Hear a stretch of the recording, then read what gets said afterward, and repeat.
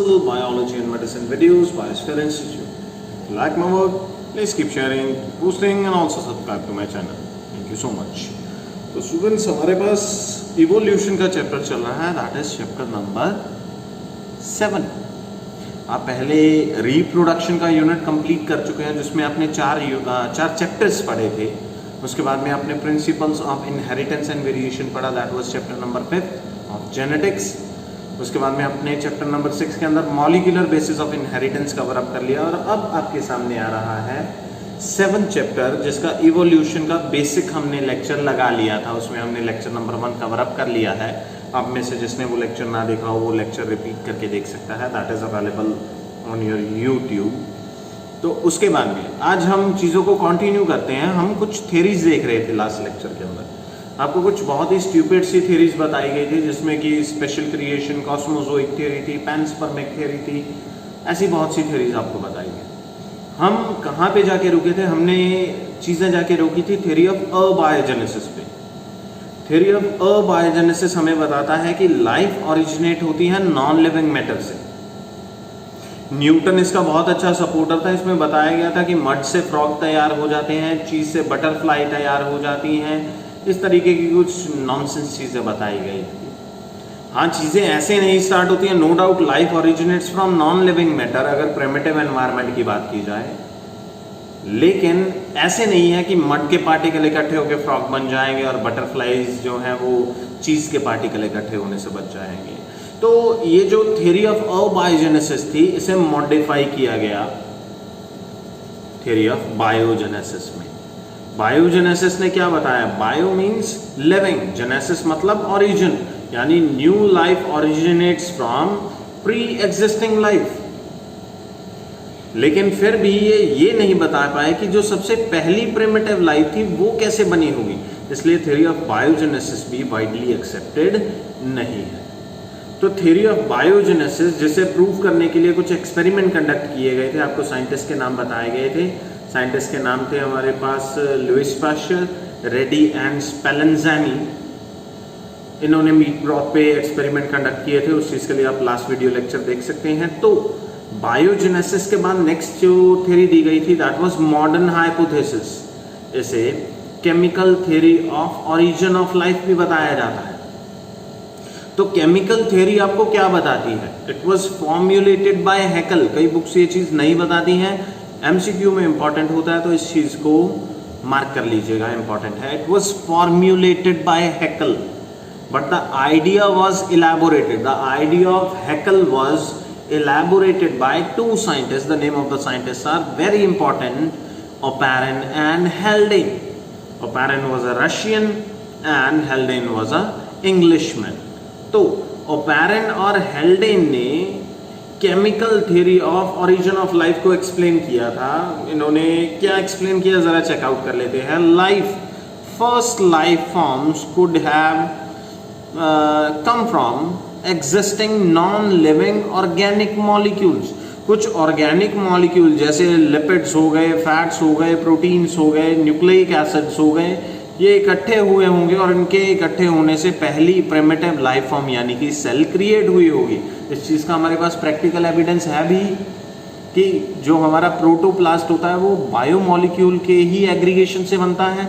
तो इन्होंने यही बताया कि कुछ नॉन लिविंग बायोमॉलिक्यूल्स इकट्ठे हुए होंगे लाइक आरएनए, प्रोटीन्स, लिपिड्स, और उनके इकट्ठे होने से, उनकी एग्रीगेशन से पहली लाइफ फॉर्म यानी कि एक सेल क्रिएट हुई होगी। पहले ओपेरिन का काम देख लेते हैं।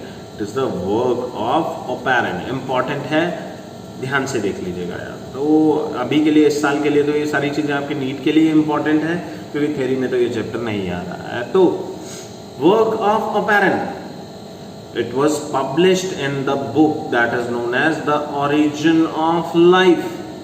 और उसमें ये किस नाम से इसका काम पब्लिश हुआ था? as proto-biogenesis theory।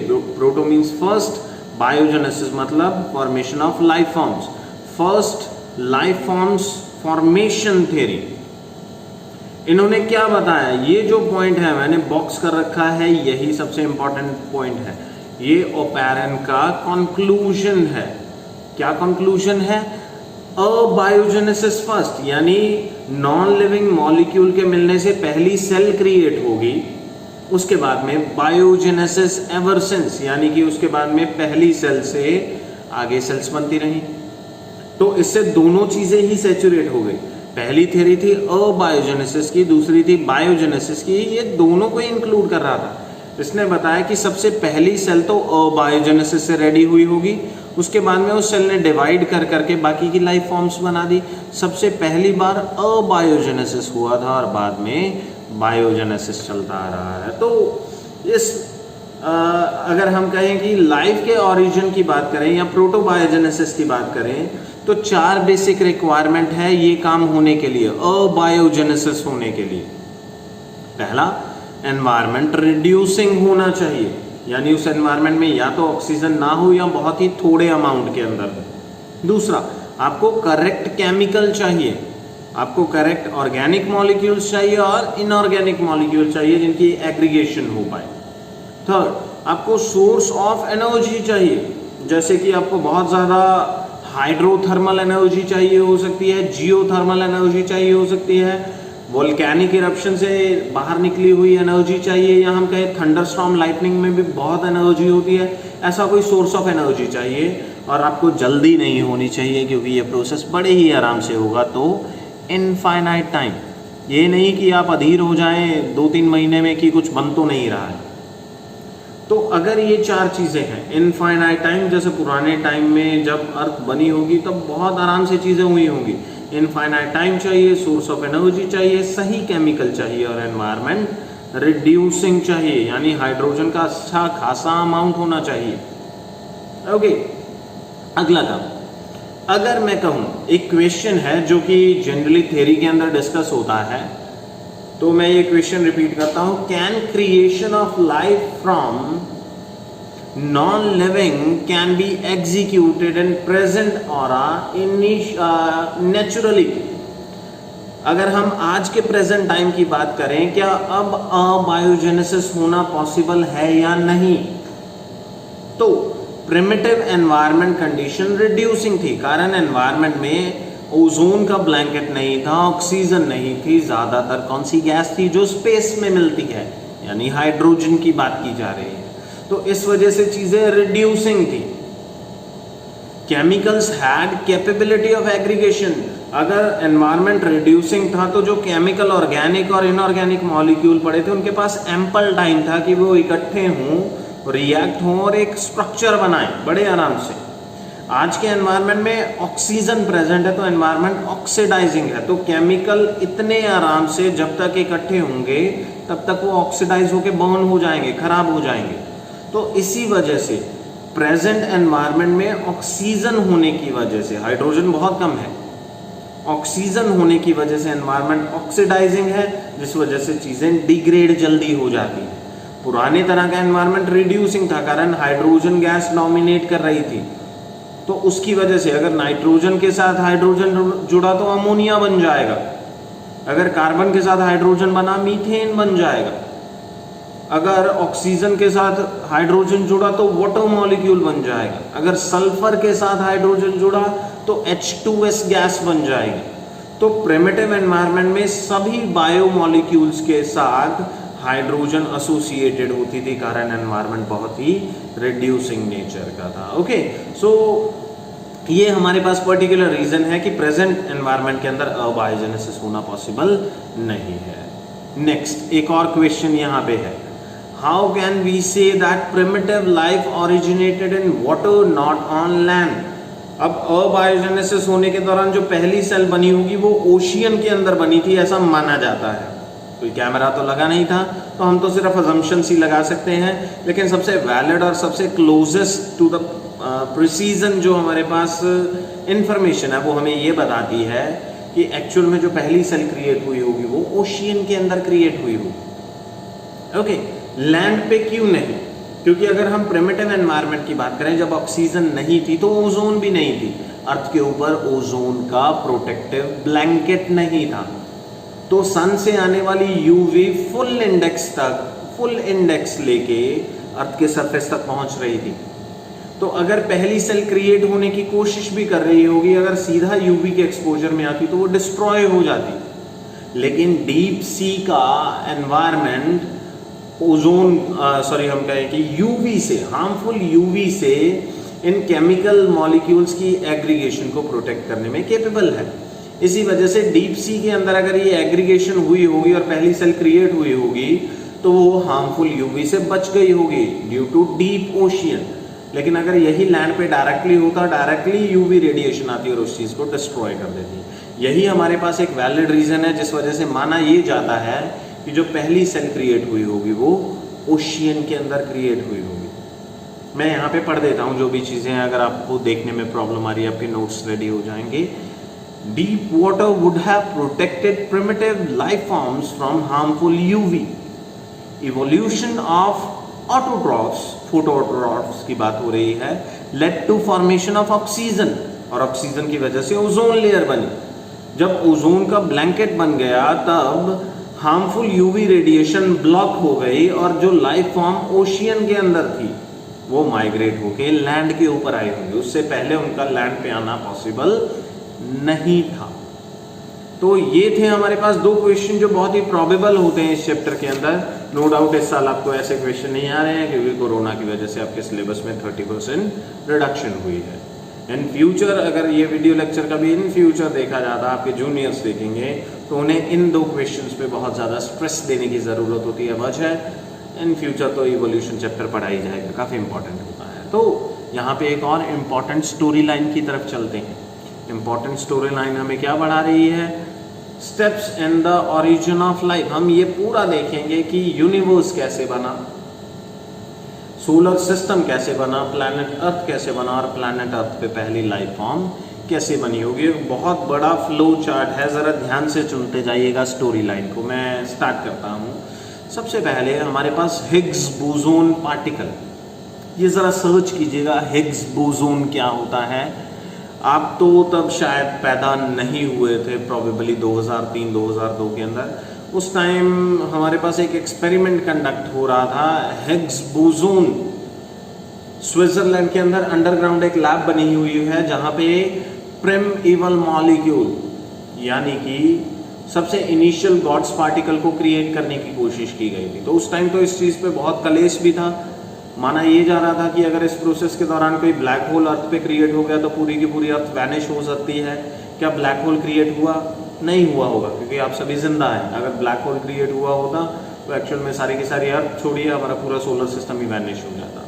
तो हिग्स बोसोन पार्टिकल क्रिएट हो गया था और ये बिल्कुल सेम वैसा था जैसा कि गॉड्स पार्टिकल माना गया है, जिसकी एग्जिस्टेंस मानी गई है। सबसे पहला मॉलिक्यूल जो कि यूनिवर्स की क्रिएशन के दौरान बनाया गया था। गॉड्स पार्टिकल माइथोलॉजिकल वे में कहते हैं, प्राइमइवल मॉलिक्यूल या हिग्स बोसोन पार्टिकल इसके नाम है जो कि साइंटिफिक वे से लिए जाते हैं। तो सबसे पहले गॉड्स पार्टिकल या प्राइमइवल मॉलिक्यूल था। बिग बैंग थ्योरी हमें यह बताती है कि इसके अंदर ब्लास्ट हुआ कब? 20 बिलियन साल पहले, और चीजें फैलना स्टार्ट हुई। मैटर क्रिएट हुए, डार्क मैटर, ब्राइट मैटर, और ये फैलना शुरू हुए। डार्क मैटर का कंपोनेंट समहाउ समवे थोड़ा ज्यादा होता है और यूनिवर्स क्रिएट हुआ। अब गैस डोमिनेट कर रही थी हाइड्रोजन। हाइड्रोजन की वजह से ठंडक हो जाती और टेम्परेचर फॉल करना शुरू हुआ। गैसेस कंडेंस हुई और गैसेस, जो बहुत सारी गैसेस थी जो कि स्पेस के अंदर मिलती हैं, जब वो गैसेस इकट्ठा होती हैं तो डिस्क शेप नेब्यूलास बने। ऐसे ही कुछ नेब्यूला मॉडिफाई होके सोलर नेब्यूला बने। सोलर नेब्यूला की खासियत क्या होती है? इसमें गैसेस, कुछ गैसेस सेंटर में इकट्ठा होके बहुत ही कंडेंस फॉर्म हॉट स्ट्रक्चर बनाती हैं जिसे हम सन कहते हैं, और आसपास जो गैसेस और डस्ट क्लाउड्स होते हैं वो इकट्ठे होके प्रॉपर सोलर सिस्टम बनाते हैं। सोलर सिस्टम के पास अपना खुद का एक सन होता है, तो वो नेब्यूला से बनता है। अगला काम, जब सोलर सिस्टम क्रिएट हो गए तो उसमें डस्ट के बड़े बड़े क्लाउड्स थे, वो इकट्ठा होना शुरू हुए क्योंकि चीज़ें एग्रीगेट हो रही हैं। पहले चीज़ें गैशियस फॉर्म में थी, अब जब चीज़ें एग्रीगेट हुए 4.5 billion years ago, big bang हुआ था 20 billion years ago. 4.5 billion years ago हमारे पास डस्ट के क्लाउड्स इकट्ठे हुए और इससे मोल्टन फॉर्म के अंदर, अभी मोल्टन फॉर्म नहीं कंसिडर करते हैं तो सिर्फ गैशियस फॉर्म ही बनाई जा सकती है। बहुत सारी गैसेज एक साथ डस्ट क्लाउड्स के साथ इकट्ठे होने शुरू हुई और गैशियस फॉर्म ऑफ अर्थ बनी, जिसमें कोई एटमॉस्फेयर नहीं था। अर्थ was spinning like a ball of hot gases. अब स्पेस इतना ज़्यादा ठंडा है कि चीज़ें कंडेंस हुई और ये हॉट गैसेज एक दूसरे के नज़दीक आई तो रिपल्शंस हुई, स्टेरिक रिपल्शंस की वजह से हीट प्रोड्यूस हुई और ये जो डस्ट पार्टिकल्स हैं ये सारे मोल्टन फॉर्म में आ गए। अब अर्थ एक मोल्टन मास था, हॉट मोल्टन मास का गोला था, जिसमें हैवी मेटल्स जो थे वो सेंटर की तरफ अपने वजन की वजह से सेंटर की तरफ चले गए और लाइटर मेटल्स होते हैं वो क्रस्ट की तरफ यानी टॉप की तरफ मूव कर रहे थे। तो अपनी अपनी डेंसिटी के हिसाब से मेटल सेटल हो गए, एलिमेंट सेटल हो गए। The lighter ones like helium, hydrogen, oxygen, nitrogen, carbon ये सारे क्रस्ट की तरफ मूव किए और जो हैवी मेटल्स हैं लाइक आयरन, मैंगनीज वगैरह ये सारे के सारे सेंटर की तरफ, अर्थ के कोर की तरफ मूव किए। अब जब ये मोल्टन फॉर्म में है ये अपनी सारी हीट को स्पेस को लूज करता रहेगा क्योंकि स्पेस बहुत ठंडा है हाइड्रोजन की वजह से। अब ये मोल्टन मास इतनी ज़्यादा हीट लूज कर रहा है कि ये सॉलिडिफाई होना शुरू होगा और सॉलिडिफाई होके एक सॉलिड मास बन जाएगा, जैसा कि ये आजकल भी है। अब इसमें बहुत सारी गैसेस हैं, साथ में वाटर भी है। वाटर है लेकिन वो वेपर फॉर्म के अंदर है। हाइड्रोजन और ऑक्सीजन कंबाइन कर रहे हैं। ऑक्सीजन अपनी मॉलिक्यूलर फॉर्म में नहीं थी, एटॉमिक फॉर्म में थी और वो हाइड्रोजन के साथ रिएक्ट करके वाटर बना गई, लेकिन वाटर लिक्विड फॉर्म में नहीं था क्योंकि अर्थ बिसाइड्स भले ही वो सॉलिड मास बन गई हो लेकिन अभी भी वो काफ़ी गर्म थी, उसका टेम्परेचर कई 1000 डिग्री सेल्सियस में था। तो वाटर वेपर फॉर्म में है। फर्दर कूलिंग होगी जब, क्योंकि अभी ओजोन का ब्लैंकेट नहीं आया तो हीट लूज की जाएगी स्पेस को। फर्दर कूलिंग की वजह से क्या हुआ, ये जो वाटर के वेपर्स हैं इकट्ठे हुए, इनके कंडेंस होने से क्लाउड्स बने। और जब आप जानते हैं कि क्लाउड्स बनते हैं आपस में टकराते हैं तो उसकी वजह से थंडर स्टॉर्म्स आते हैं, लाइटनिंग आती है और साथ में रेन आती है। अब जहाँ जहाँ पे लाइटनिंग स्ट्राइक हो रही थी, लाइटनिंग के आसपास के जो गैशियस मॉलिक्यूल थे वो आयनाइज हो गए। यहाँ पे देखिए अमोनिया लिखा हुआ है, नाइट्रोजन थी, हाइड्रोजन के साथ कंबाइन करके अमोनिया बन गया। कार्बन था, हाइड्रोजन के साथ कंबाइन करके मीथेन बन गया। सल्फर थी, हाइड्रोजन के साथ कंबाइन कर गई, H2S बन गया। और ऑक्सीजन एटॉमिक फॉर्म के अंदर थी, वो हाइड्रोजन के साथ कंबाइन करके वाटर वेपर बना गया। ये सभी चीज़ों में हाइड्रोजन जुड़ने का कारण क्या है? एनवायरमेंट रिड्यूसिंग है। तो जब ये सारी गैसेस एनवायरमेंट में प्रेजेंट थी, प्लस लाइटनिंग हो रही थी, बार बार रेन हो रही थी, थंडर स्टॉर्म आ रहे थे, तो लाइटनिंग जहाँ पे भी होती है उसमें 70,000 वोल्ट के करीब की इलेक्ट्रिसिटी होती है। इतनी ज़्यादा इलेक्ट्रिसिटी की वजह से जो भी गैशियस मॉलिक्यूल उस लाइटनिंग के आसपास थे वो सारे के सारे हाई एनर्जी स्टेट में चले गए, बहुत ज़्यादा रिएक्टिव हो गए। प्लस ये आपस में रिएक्ट करेंगे, high energy lightning cause the gases to react. अब इसके बाद में क्या होगा देखिए, formation of simple and complex organic molecule. ये अमोनियम आयन और मीथेन आपस में रिएक्ट करे तो अमाइनो एसिड्स क्रिएट हो गए। इसके अलावा हमारे पास सल्फर के मॉलिक्यूल्स रिएक्ट करे तो शुगर्स वगैरह बन गए, तो nitrogenous bases, amino acid, glycerine, sugar, ऐसी बहुत सी सिंपल फॉर्म और कॉम्प्लेक्स ऑर्गेनिक मॉलिक्यूल फॉर्म्स बनी।